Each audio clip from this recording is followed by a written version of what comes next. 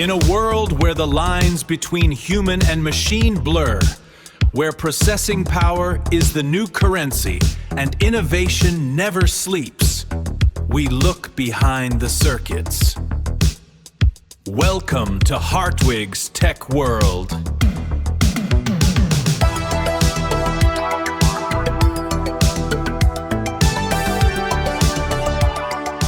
Hello and welcome back to Hartwig's Tech World. Bianca, today is one of those Saturdays where I read the news and immediately had to put my coffee down.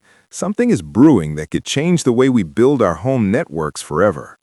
Hi, Hartwig. I saw your face earlier while you were sitting at your Ryzen 9 PC.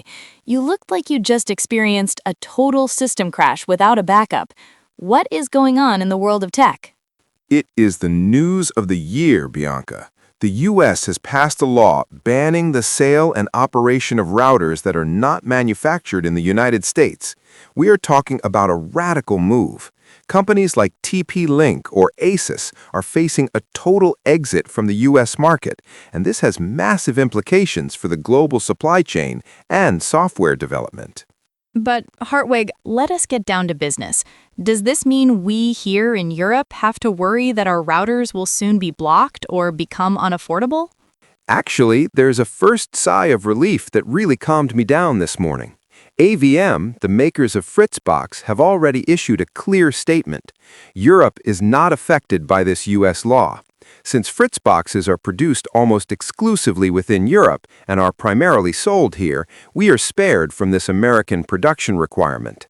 That is quite a statement. So the good old FritzBox is basically our digital fortress in Europe? It shows once again how important it is not to move production completely to the other side of the world.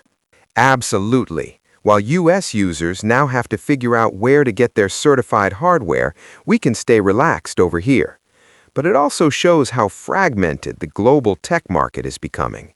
For my home server, it means I can continue to rely on European standards without fear of sudden import bans. You're touching on a very important point there. You told me the other day about the problems during container migration, especially regarding PUID and PGID settings. If the hardware becomes even more restrictive, then we're in trouble. But let us move to the second topic. If hardware becomes scarce, software becomes even more important, right? Absolutely, Bianca. And that brings us to AI integration in Android 17. Google presented new functions for Gemini 3.1 Pro this week that are integrated directly into the kernel. The goal is local AI that no longer needs to phone home. This actually fits perfectly into the router debate. If the network becomes less secure, data must stay on the device. My iPhone 17 Pro Max already uses similar approaches, but what Google is planning goes one step further. I find that fascinating, but also a bit creepy. If the AI is so deep in the system, does it not become the ultimate spy? We talk about banning routers because of spying, but we let an AI be built directly into our operating system that scans every message and every photo just to supposedly help us? That is the paradox of our time, Bianca. We trade privacy for convenience. Another example is the new Wi-Fi 8 that we briefly touched on last week. The first test devices show that Wi-Fi 8 can detect people in a room through the new ISAC technology without a camera being present.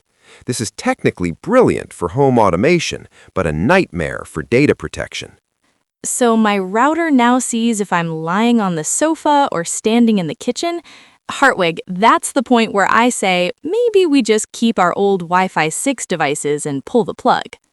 I totally understand your skepticism, but think about the positive aspects. Imagine my home server automatically detecting when I leave the room and shutting down unnecessary services to save power. Or it detects a fall in the bathroom and places an emergency call. That's the positive side of the coin. Okay, the emergency call is a solid argument, but as a tech community, we have to be extremely careful that we maintain control. Speaking of control, how is your project going to prevent data loss during migration? Have you made any progress there? Yes, I have learned from past mistakes. When moving my multimedia drives under Proxmox, I now pay meticulous attention to the permissions being set before the transfer. You must never forget that a small error in the PUID can lead to being locked out of your own digital doors. It's just like the US router ban. If the rules are not clear from the start, chaos ensues. A great closing for today, Hartwig. Technology should serve us, not rule or imprison us. Exactly. And that brings us to my quote of the week. Security is not a product you buy, but a process you live. But before we let you go, we have a very important question for the community. We've been working on our sound design lately. How do you guys like the current intro and outro? Let us know in the comments or use the poll feature on Spotify. Your feedback helps us make the show even better.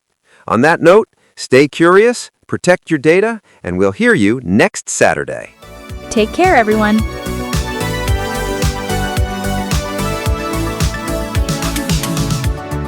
That was our look behind the circuits. If you enjoyed the journey, make sure to subscribe. More insights.